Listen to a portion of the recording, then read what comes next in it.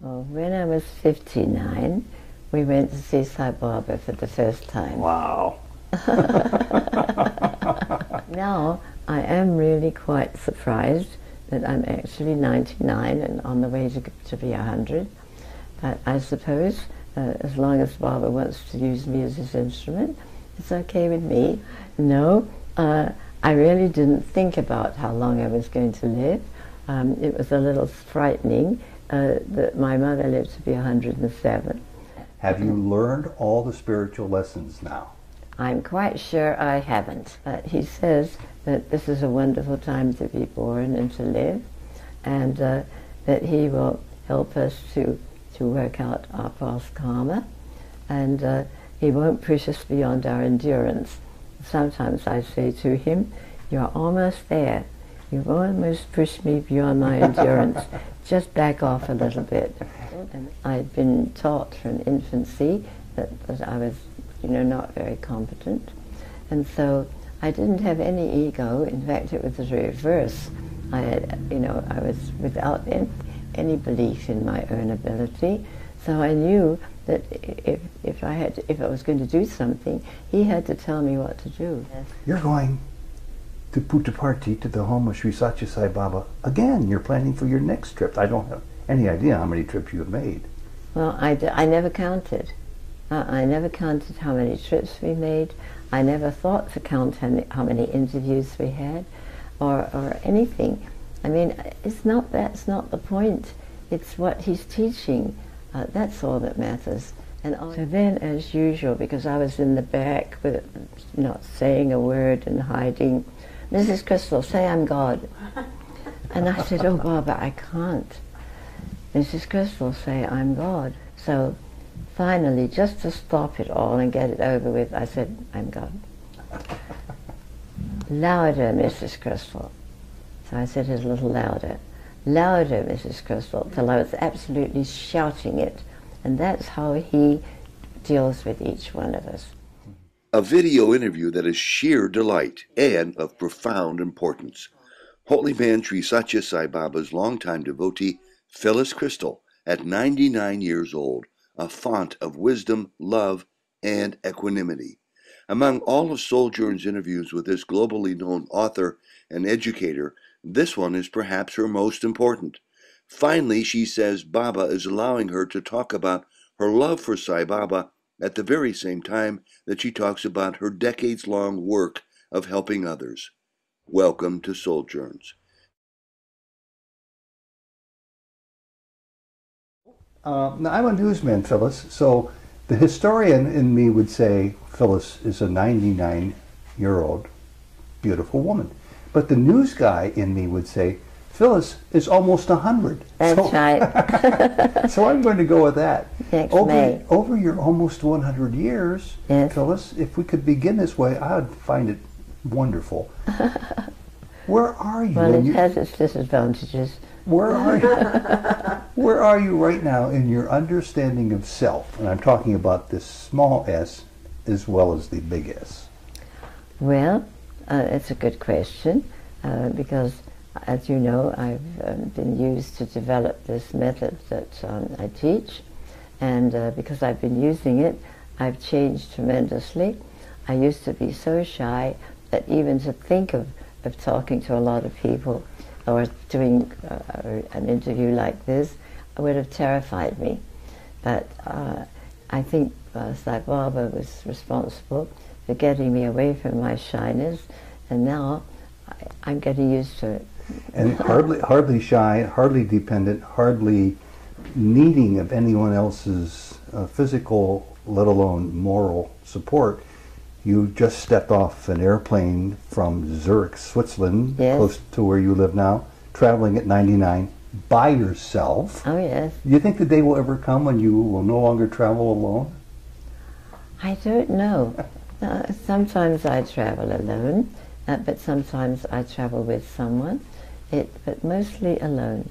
Mm-hmm. Is it correct? But everybody has is meeting me with a wheelchair, and I have a wheelchair to take me to the plane. So I never feel alone. Might it be appropriate to call you fearless, since fear is one of the hallmarks of which you rail against in individuals to find out who their real self is, which takes them beyond fear. Are you now fearless?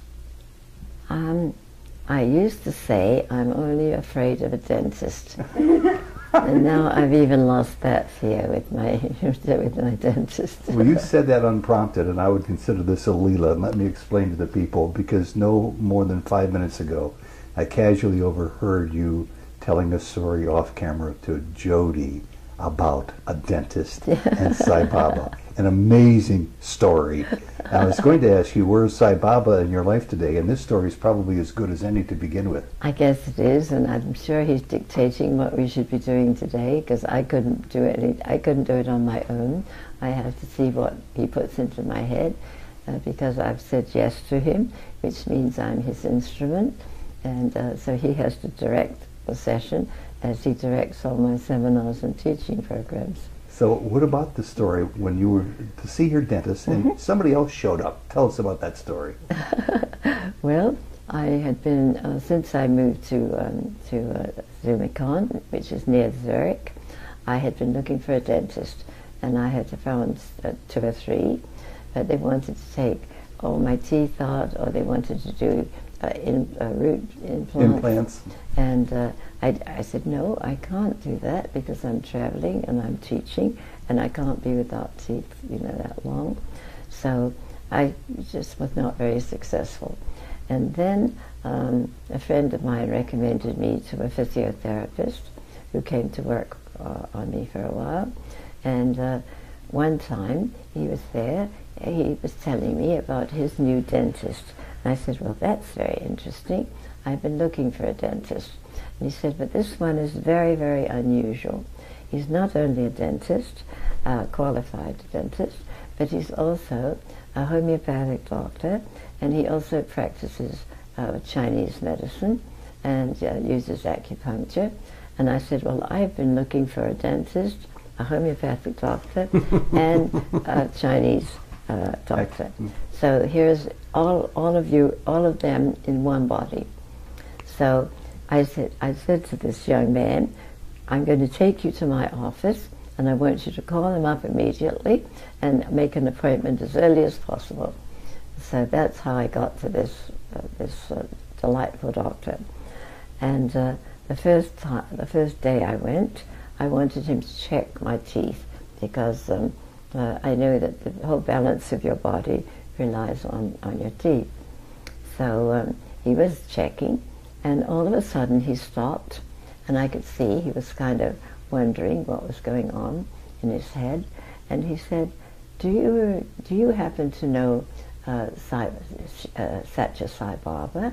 He's asking you if you know Sai Baba. Asking me. And I almost fell off my chair. Here was a completely unknown dentist asking me if I knew Sai Baba. And I said, yes, but how do you know about him? And he said, well, one of his lady friends had been a devotee, and so he knew who he was. But he said, the reason I'm asking you is that Baba's sitting here right now. In the physical again, form. I almost fell off my chair. And, I always like to have Baba confirm that I'm doing the right thing, because, he directs you to the people that you want. And what more could I have asked than to have him sitting there talking to my dentist while my dentist was working on my teeth. So the dentist is looking at Sai Baba. He's not a Sai Baba devotee. No. But he recognizes his form. He recognized him because one of his girlfriends had been a devotee and gone to the ashram. But it's not a static photo. It's Baba in the form. No, he'd only seen his photo. But Baba's there with him. He was there, and he's always there when I go. So what more could I have had of a recommendation? Well, what do you make of this? What does this mean? I don't know. You better ask Baba. Last fear gone. Yeah, because I started asking about how fearless might Phyllis Krystal be, and I did that for 2 reasons. And isn't that funny? Because that's one thing I think it's the only thing I'm really terrified. Oh, maybe I'm terrified of being bedridden before I die, and having to depend upon a lot of other people. Yeah. But not very many fears. Well, we know what you're doing for your 99th year. It's no easy chore for anybody at any Oh, but I age. don't know what I'm doing for my 99th year.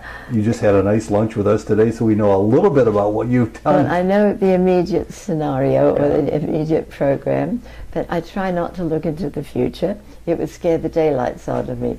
If you made one exception, if you made one tiny exception, what would you like to do in less than a year to celebrate your 100th birthday? Well, I've had one suggestion in England that it would mean a big birthday bash with a very good friend of mine who has a birthday the same day. Really? And we celebrated our 90th, but it was all the celebrities and a big, big thing. And I don't think that my family would be very happy. Yeah. She wants everybody to come over and celebrate. Yeah. So I prefer a very quiet one. Yeah. I don't like a lot of hoopla. You know, Jody and I have been, we counted it up now, I thought it was 15, it's 16 times we've been over to Puttaparthi to India. No small trip for us under the best of occasions because it's such an arduous trip. Yes. In the old days for us it was 36 hours in transit.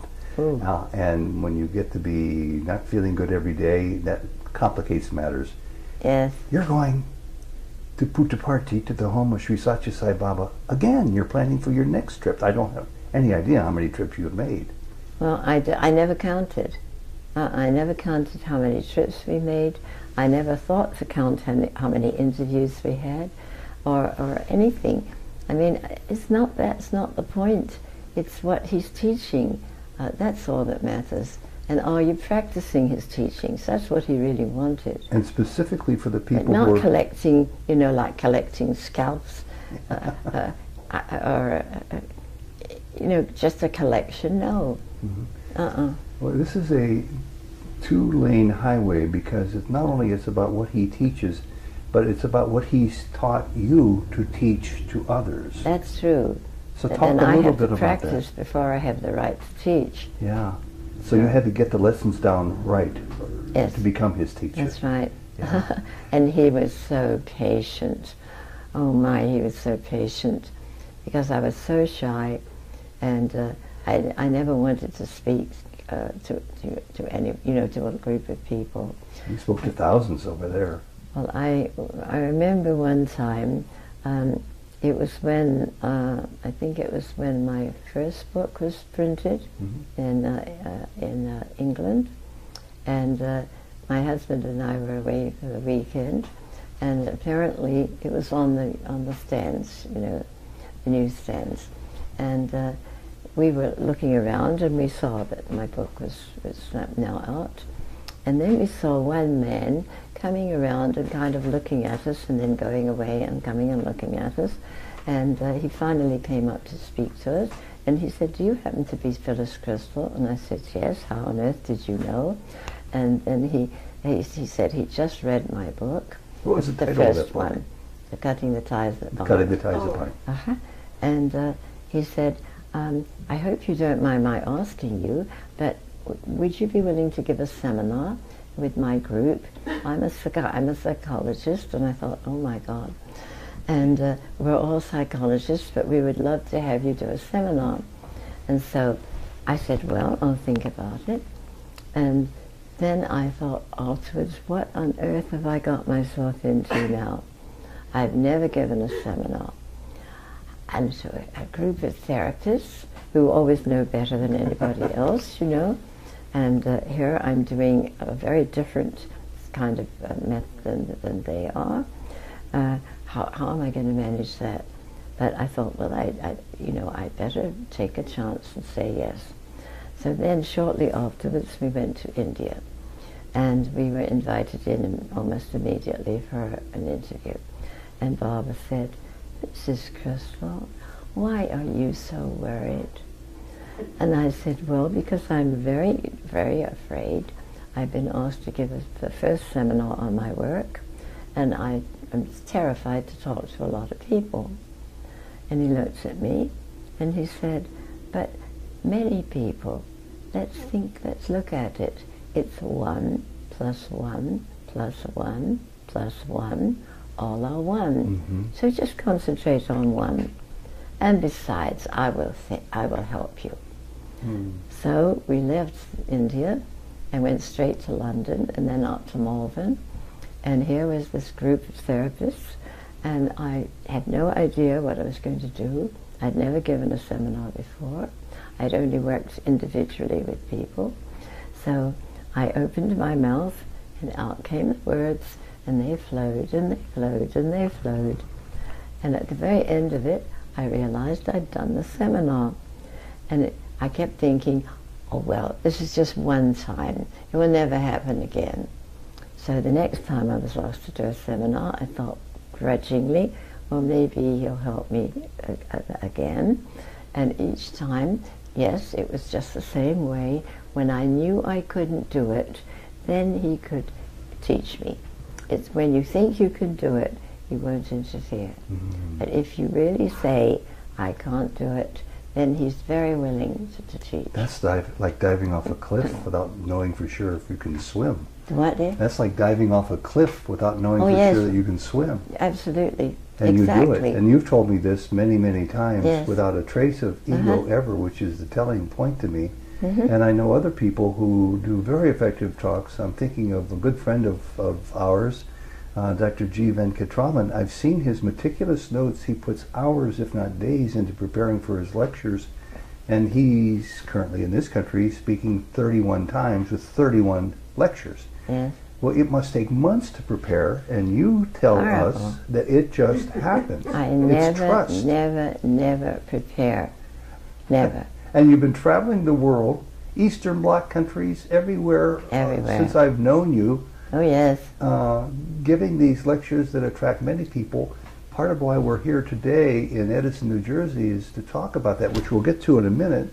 And I advise people who are new to you, who are seeing you for the first time, and including Sai Baba devotees who are familiar with your work but have never done it before, to be sure to look up the guides, the video guides that will lead them to the seminars and webinars and books that help them learn what Baba has taught you. Yes, they're willing to read the books, but nobody wants to read anymore.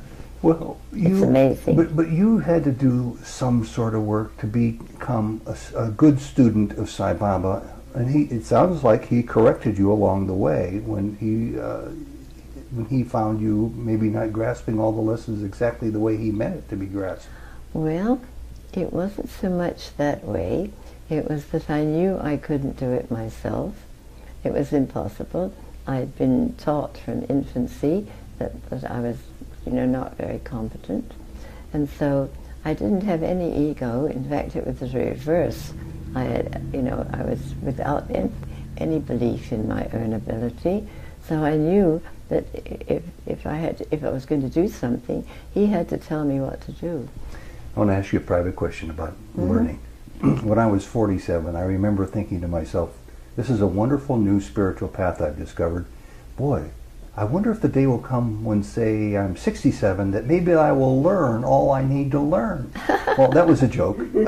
I didn't laugh then, but I've laughed ever since. I actually wake up now at 67 realizing, how am I ever going to accomplish the new questions and the understanding that comes with them? What about you? When you were 47 or 57, 59, and did you ever think at 89 or 79 or 99 you might one day know it all? Well, when I was 59, we went to see Sai Baba for the first time. Wow. No, I really didn't think about how long I was going to live. It was a little frightening that my mother lived to be 107. And I hoped I wouldn't have to live that long, because I could see that most of the older people were not very happy and not independent, and I did not want to be dependent upon a lot of people. But I never really thought about it other than that.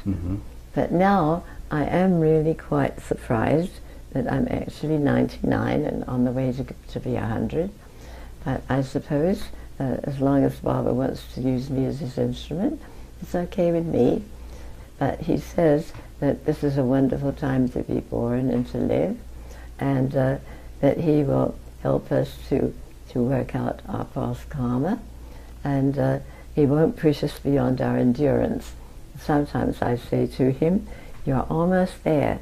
You've almost pushed me beyond my endurance. Just back off a little bit."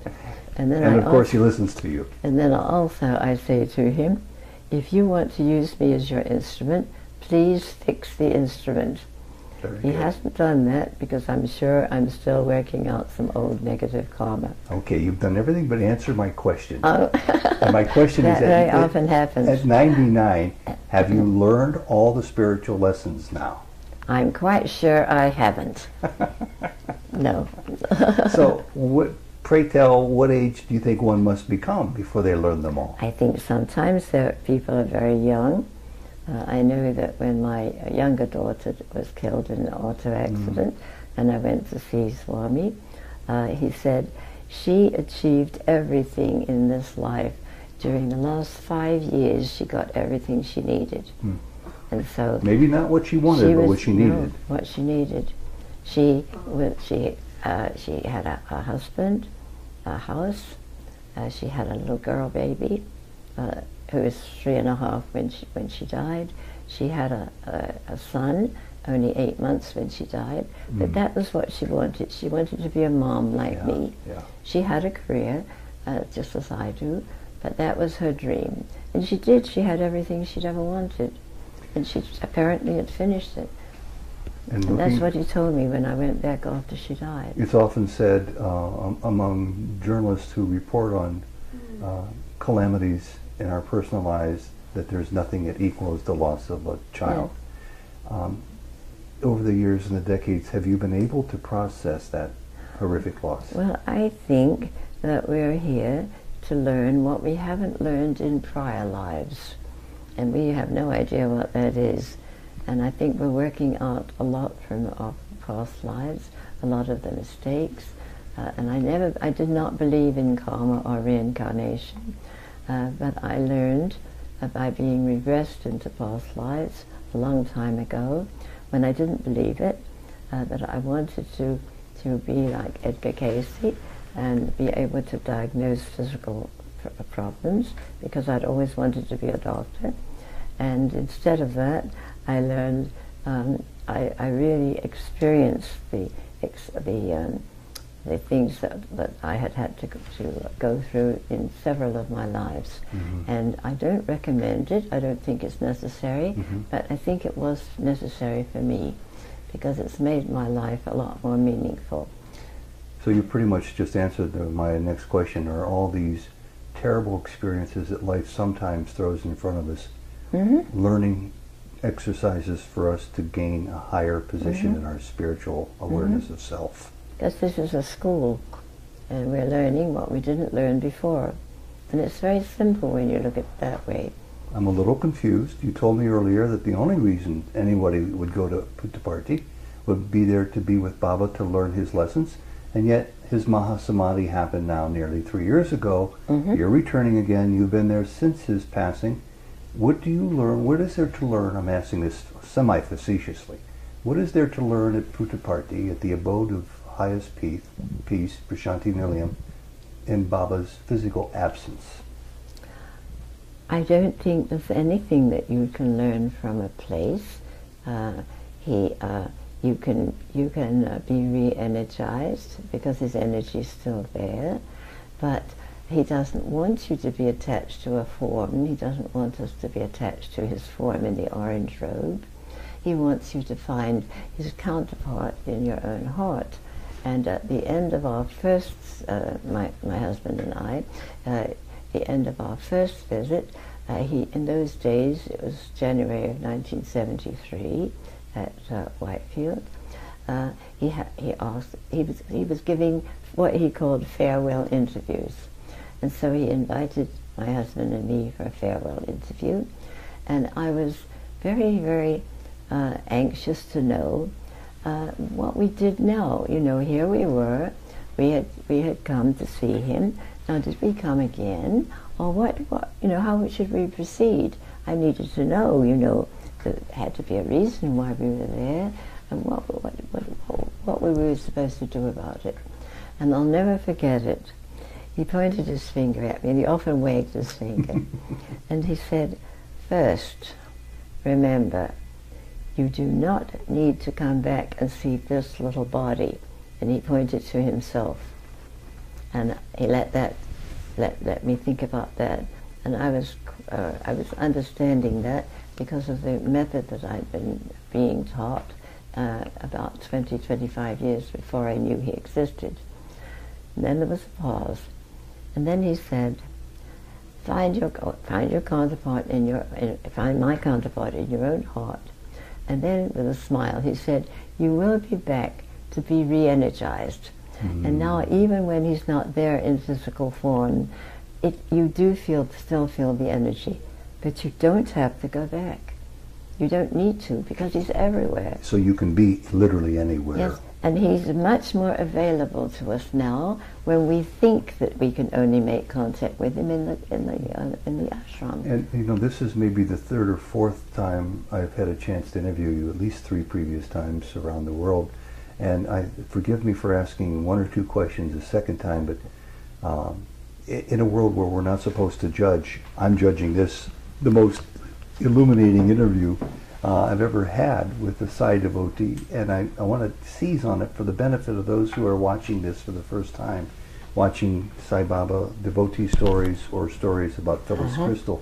And my question is this: many people ask me all the time, many people ask me all the time how they can stay in not just constant contact with Swami, but even once a year feel like they've reached him with their concerns. And you know that answer better than anybody I know. Well, I once, very early in our journeys to Sai Baba, I asked him, I got up my courage to ask questions, and I said, are you going to give me a mantra? Because I understood that most of the spiritual teachers gave a mantra to their chelas, and I thought he would do the same. And he said, no, for you, no mantra. And I was sort of disappointed. And he said, this is what I want you to do. So hum with your breath. So and hum. And it means I and thou. And in that way, you will become more and more connected to your God self. He always called it God self when he was talking to me. And so is on the intake, the inhale? In the intake you say so. And he sang it. And it was beautiful. So I thought he wanted me to sing it. So I tried to imitate. And he said, no, not out loud, in your head. Just listen to it. And then he sang it again. And that's what he gave me to do. And hums on the exhale? That's what I started to do.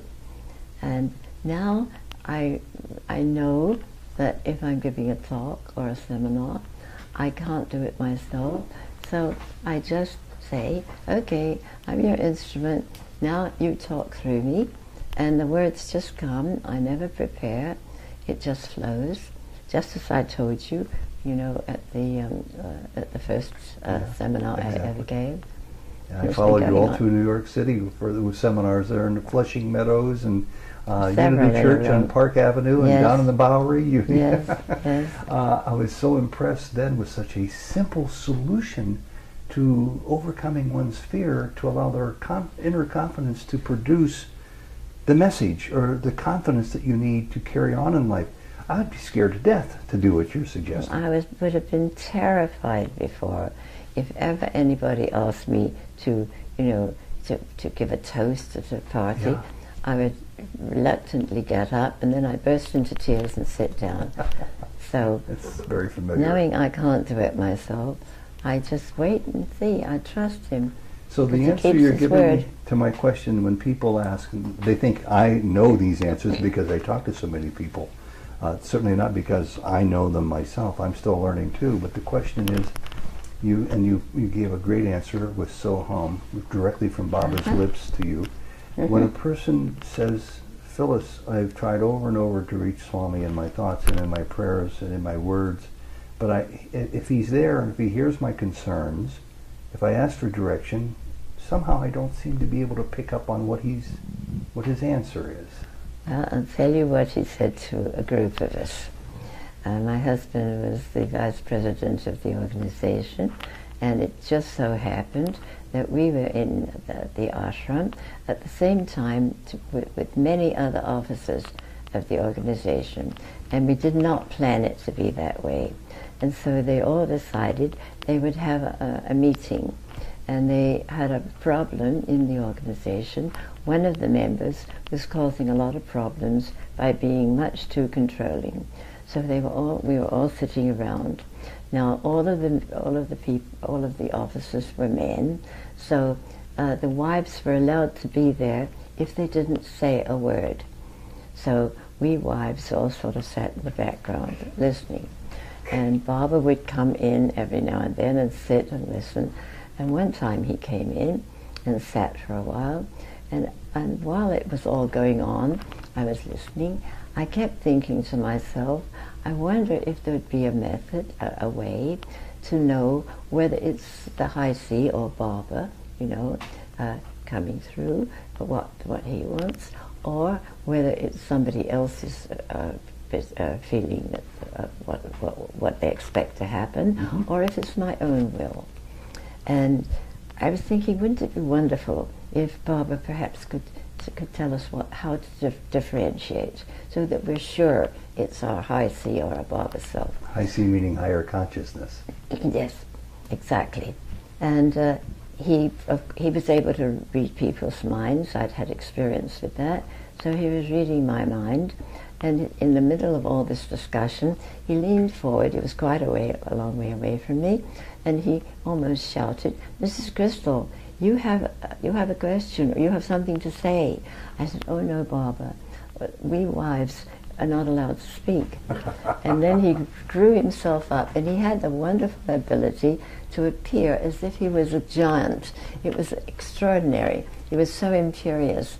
And he said, "Swami is telling you to speak, so speak."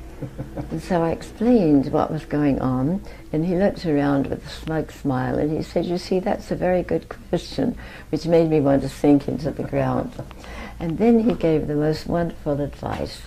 He said, "If you have a problem or you need guidance, just take one of my photographs, go to a very quiet place all by yourself, and then look at the photograph and ask me what you should do, or what is the answer to your question.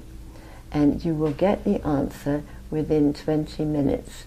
But I've noticed that, yes, he sends the answer in 20 minutes, but you don't always get it. You get it at the right time." Yeah. So I've been teaching it and also trying to apply that ever since. But be confident that the answer does come. Yes. And keep your eyes peeled for its appearance in your life. Uh-huh. So that sounds like that 20-minute rule can bend a little bit on either side. It might be a few days before you get the answer, or longer. It can be several months, it can be several years. Because, you see, in Baba's level, on his energy, there's no time. So it doesn't exist. And so we of course, do gauge it by time. And so we get impatient, but he doesn't, because he knows it will be at the right time. Well, I'm always impatient, and yet just a minute ago, listening to you speak, I was thinking of the next question to ask you. And I don't normally do that. I just listen mostly, and then talk about picking up on what you said. And as if by magic, the answer came to me, and I'll repeat both because they have to do specifically with Jody and I when we had a conversation with you over lunch this afternoon. The question that came to my mind was to ask Phyllis whether or not she's concerned at all after Baba's Mahasamadhi, that as the years go by, there could possibly be fewer people interested in his being here, in his lessons, in his mission. And then almost as soon as I completed it, the word indigo children came into my mind, which was exactly what you were sharing with us over lunch today. So do you want to address them separately, or do you want to address the first question with the answer of the second point? Well, I think mostly people miss his presence because they really don't know they don't really think about what he's come to teach. So they would go to him wanting something that they wanted and expecting him to answer their questions the way other people would try to answer them. And I don't think a lot of people realize what he once said. I have come to give you what you asked me to give you, hoping that at some point you will be willing to ask what I have come to give you. So that's what he stresses. Ask him what he knows you need, because he's much wiser than any of us, and he knows what's good for us. We don't. We think we do, but we don't. Wow.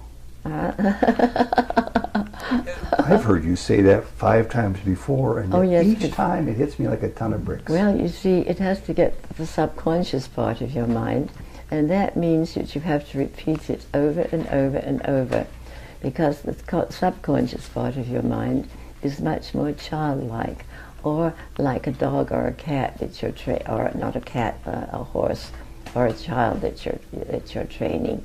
You have to give the same command or the same suggestion and repeat it. Please turn off the lights, or please close the front door when you come in. You have to keep going, because they don't get it the first time. And it's the same with the subconscious. You must see many of us spiritual seekers, Sai Baba devotees, students of books like A Course in Miracles, and all sorts of people who proclaim to be on a path. What do you see that's one of our biggest mistakes that we commit a lot? Well, Baba always says that everyone is on an inner journey, and it's from the self with a small s to the self with a big S. So it's from your limited physical self to your high self, or your Baba self, or God self. Because Baba says, yes, he says he's God, but he always says, finish the sentence. He also says, yes, I say I'm God, but so are all of you. And this is something that we can't even accept. I know I couldn't. At one interview a long time ago, there were several of us, and he came dancing into the room. In those days he seemed to float. And he looked around at us all, and he said, oh, none of you knows who you really are. And we all looked at one another and thought, well, we thought we did. We knew our names. And he said, no, you don't realize you're all God. And that was very hard for us to accept. So then, as usual, because I was in the back, with not saying a word and hiding, Mrs. Krystal, say I'm God. And I said, oh, Baba, I can't. Mrs. Krystal, say I'm God.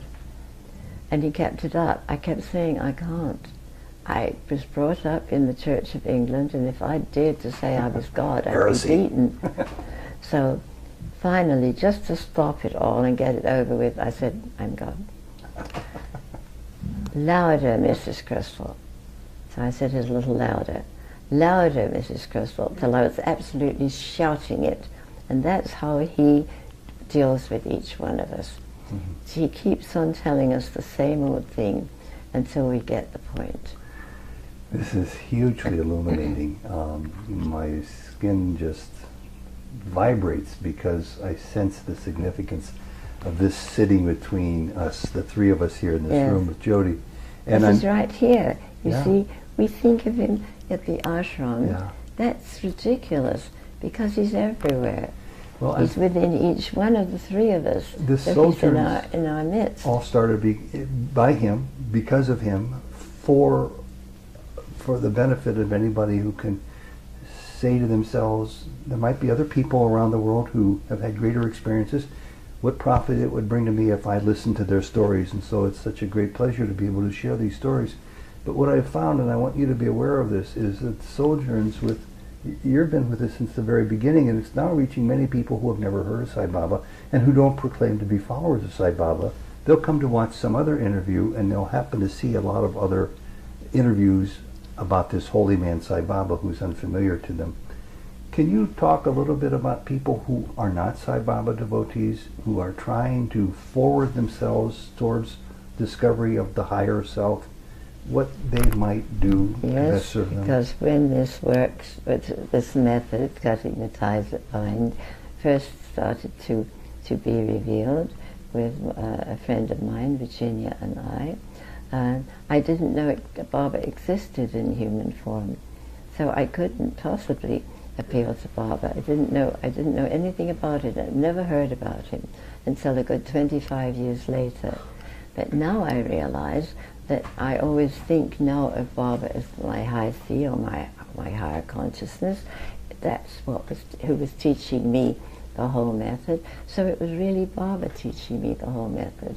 So that's why now I understand why the first time we ever went to see him in January of 73, we were all sitting in Whitefield on either side of the wonderful pathway with trees on either side, which was the way it was in those days.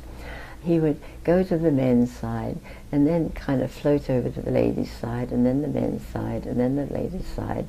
And when he came to the ladies' side near where I was sitting, he went beyond me. And I thought quickly, oh, he's not my master. Because I always knew that the master chooses the disciple, not the other way around. And with that, he turned around with an enormous, wonderful smile, like the sun coming up, and said to me, so, long pause, you have come. And I thought, well, of course I'm here. Another long pause. At last! And what went through my mind was, how could we have come here any sooner? Mm-hmm. We only had read a book about him in October of the year before, and here it was only January. With my husband's work and my working with my method, we couldn't get away any sooner. Why did he say that? But now I'm realizing that he, as the God force within me, was teaching me all these many years before I knew he was in a form. So I was very fortunate. I never got connected, to his form. I always was aware of the God within me. So it's very easy for me. And he knew this. And that was another reason why he could give the work to me. And dare I say that it's not even important today, even after his passing of his physical form, for people to become for people who feel they need to become devotees of Sai Baba, and for whatever reason that might be something that they don't care to do.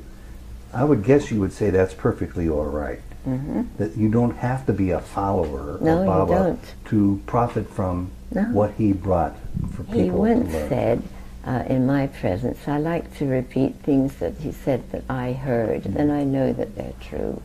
And he once said, where was I going? Now I've lost my train of thought. Not needing to be a devotee.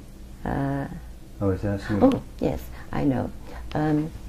Don't just practice, don't just read about my teachings, don't just listen to my discourses. The most important thing is to practice them. Mm-hmm. And that's what we don't seem to be able to understand.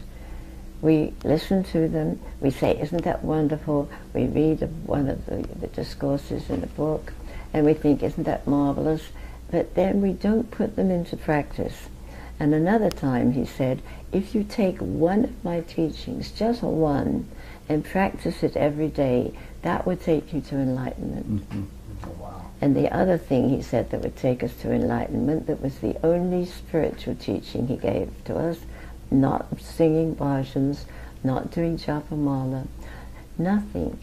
It would be better than putting the Sealing on Desires program into practice, because he said the only thing that gets in between us and being one with our I see or our Baba self is our desires. So he started us off with very baby steps, and he gave me a long interview on it all alone, which was rather unusual, and he went through each of the categories, money, food, time, and energy. And he said, if you take baby steps and stop wasting money, food, time, and energy, it will get you into the habit of getting rid of your desires, and because you will be stopping the extravagance and the waste in the world. So he gave us this program as the only spiritual exercise he ever gave us. And he had sent out little booklets for his 60th birthday. I think it was the 60th, yes.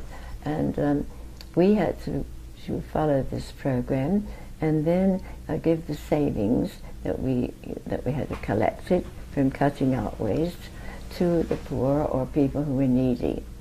So at the celebration of his birthday, we all went back there, and he gave a discourse the very first day, and he was so angry.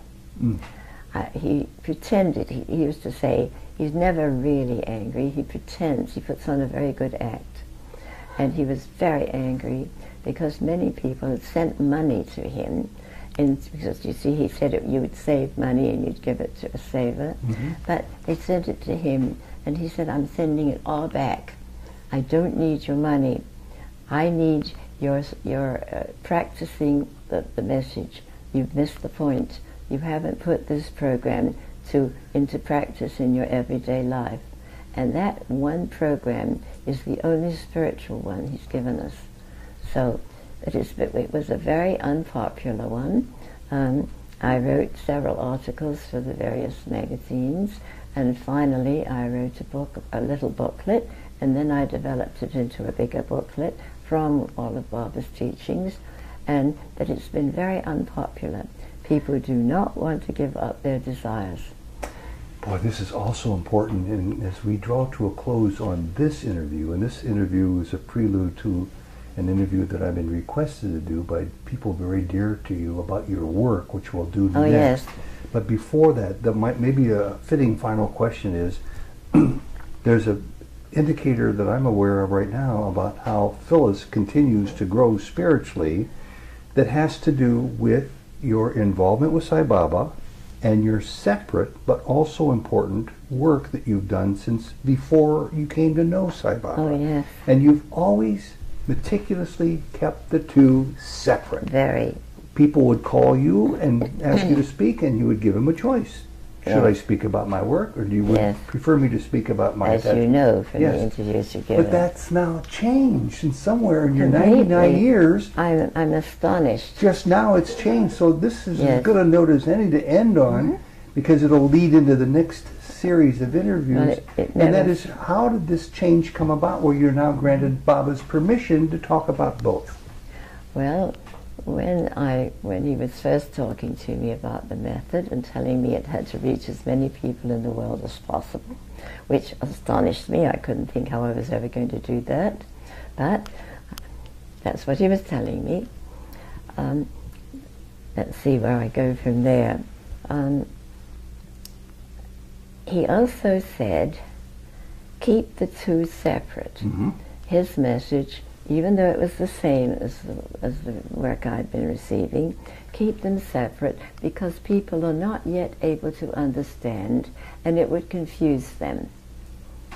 So I was not to give it in the centers, and I didn't want to, because I did not want control. You see, the whole method is based on people not controlling other people or allowing other people to control us.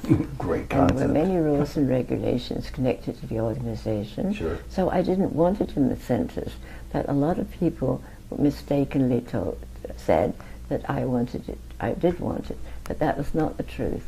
So I meticulously kept them separate. If people, when I was doing a seminar on my work, and somebody asked if I would talk about Sai Baba, I said yes, privately. And when I was talking about Sai Baba, and they asked about my work, I said the same thing. I kept them separate. And then at the teaching, I think it was, I forget when, it was a youth conference. I was one of the speakers. And the first speech I gave, he was not there in person. He had a lot of politicians, but he could hear me speaking over the public address system. system. And so he sent a message to me that the next day I should give another speech with him present. And of course I was wondering, what on earth am I going to say? Because the theme was youth, messengers of Sai's love. And I'd given a speech along those lines, and I thought, what more can I say about that subject? So I went, when I was ready to be the speaker, I went up for his blessing, and he took my hand in his, which was wonderful, because I'd always thought to myself, I'd always asked him, you know, not personally, but please take my hand and please lead me.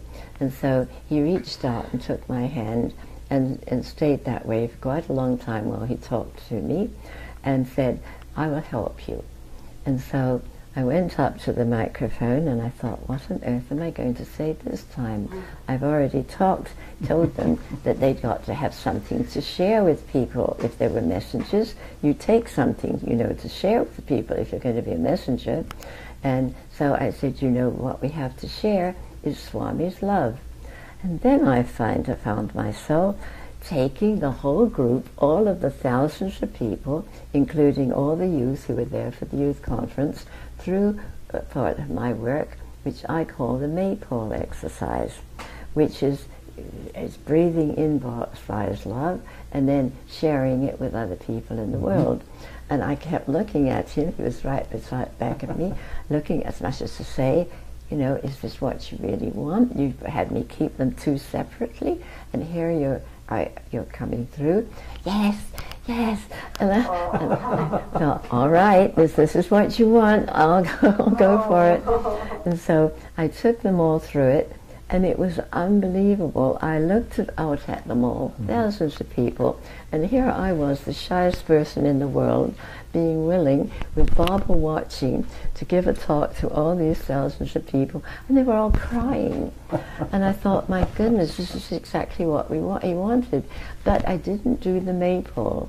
I said, here is Baba in person. Think of a ribbon connecting your heart to Baba's heart, and then breathe in his love. And he was enjoying the whole thing. So again, I felt so reassured. I would never have dared to do it without him telling me. And you've given that lecture all over the world without his physical presence, and here you were with his physical presence. Here he was.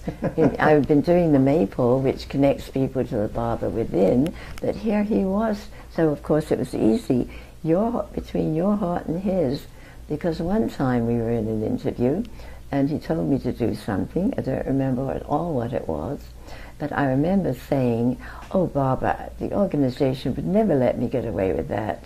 And he got so angry again. And he said, your loyalty's not to the organization, it's heart to heart with Swami. Just like that. So he'd given me my marching orders. Phyllis, we have less than a minute. I'm going to severely test you real briefly. What is it that Baba wants you to tell us as you say goodbye to us? Just to practice the maypole, breathe in Baba's unconditional love, and you can only get it from the Baba within or your own high seat, and then radiate it to everyone you meet. And if you slip up and forget to do that or radiate something that's negative, start all over again from that point forward, I would guess. Don't waste time in guilt. It's a horrible waste of time. Set it right. Start doing it. Don't waste time. Phyllis, we love you. Thank you so much. This is always so much fun and Thank you for inviting me. Hugely important in our lives. Thank you. Sai Baba. Sai Baba.